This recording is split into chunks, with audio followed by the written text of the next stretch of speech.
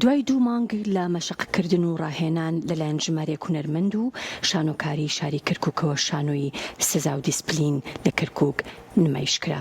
نمایشی شانۆیەکە بە ئامادەبوونی ژمارەیەکی بەرچاو لە هونەرمەندان و هاوڵاتیانی کەرکووک بەڕێوەچوو. شانۆگەری سزا و دیسپلین لە دەرهێنانی محەممەد بەرزان ناسرااو بە حەمەی شانۆیە و بە بەشداری 6 ئەکتەری شانۆی شاری کەرکووک.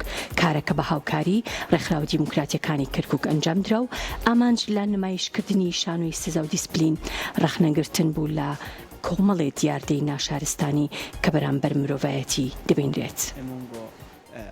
نمایشێکی جیاوازمان لە کەرکووک پێشکەشکرد، نمایشی دیسپلین و سزا. ئەم نمایشە باسی کۆمەڵێک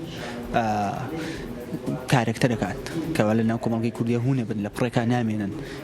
ئەو پرسیارمان دوزایم کارکتەرانی چیان لێ دێت، ئەم کەسانە بۆ نامێنن لە پڕێکا، بۆ هونەرمەندێکی گەورە بێت دیارەکەی لە پڕێکە لە هونەر دوور دەکەوێتەوە، یان هیچ هەواڵێکی نامێن، هیچ چالاکیێکی نامێن. ئۆکاری ئەم شتانەتین، ئۆکاری کوشتنی کۆمەڵێک نووسەرچین، ئاشکراکردنی کۆمەڵێ نیە شانۆکە ئێمە، ئاشکراکردنی ئێمە بەبینەڕڵێن کاتێت تۆ ئەڕۆی بە تەک تەلارێکی جوانەوە، ڕەنگە لەنا ئەو تەلارە جوانە زیندانێکە بێت و کۆمەڵێک کەسی جوانی ئەم وڵاتە ئەشکەندوێ. ئێمە باس لە ئەوواکە لەم وڵاتەدا جوانی کوژێ، حقیقەتە کوژێ، ڕاستیەکان ئەشاردنەوە.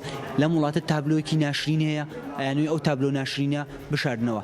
لە کێش ئەیانوێم تابلۆی ناشرینەوە کۆمەڵێک کەسانی بەرەی دەسەڵات. ئێمەش لەم شانۆیە دیسپلینوزا ڕخنەی دەسەڵاتەکەینەوە، ڕخنەی سیستەمی دەسەڵاتداریەکەینەوە، ڕخنەی دیکتاتۆر و دیکتاتۆریەتەکەینەوە.